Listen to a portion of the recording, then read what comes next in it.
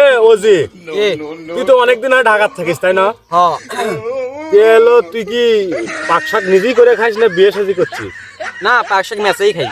ও Mesut খাস তুই? হ্যাঁ ঢাকার তো চাকরি করিস অনেকদিন তাই না? হ্যাঁ আচ্ছা তুই যে মেসুদ খাস, এই সকালবেলা কি খাবার দেয় রে? সকালে মনে কর যে ডাল আলু ভর্তা দেয়।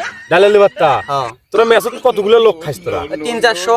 300-400 লোক তোরা মেসুদ খায়? হ্যাঁ এ ওরা এতগুলো আলু ভর্তা কেমনে করে? 300-400 লোকের আলু ভর্তা সর্বনাশ কেমনে কেমনে এত আলু ভর্তা করে? কে পাও দিয়ে করে? হ্যাঁ এটা তো আমি কই, এই আলু ভর্তা হয় পাও দিয়ে করে না হয় মেশিন দিয়ে করে। কি করছিস তুই? হ্যাঁ তাই না? এ তুই কি জানিস মেসের ভাত অনেক বড় বড় হয়? এ হয় যে হয় কি মেসুদ 300-400 লোক একবারে খায় তো শোক মোটা চাউলের ভাত, মানে মোটা চাউলের ভাত এই যে ইনকে মোটা মোটা হয়। হ্যাঁ গলা দিয়ে ঢোকেই না। আরেকটা ফির কথা কি জানিস, মানে মেসুদ ওই মোটা চাউল আনে কিন্তু সেগুন চাউল, ওই মোটা চাউলই কিন্তু সেগুন চাউলের না দেখা যায় কিন্তু ভাত হয় ইনকে মোটা মোটা ভাত।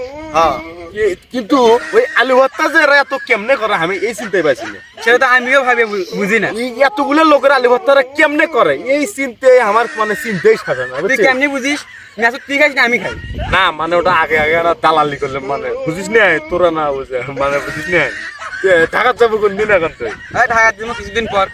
তেমন ঘটনা হচ্ছে 500 টাকা হলা 30 টাকা কদিন পরে নিয়ে যাবে হ্যাঁ দিমু তো। বিকাশে দেশ বিকাশে হ্যাঁ টাকা যাক।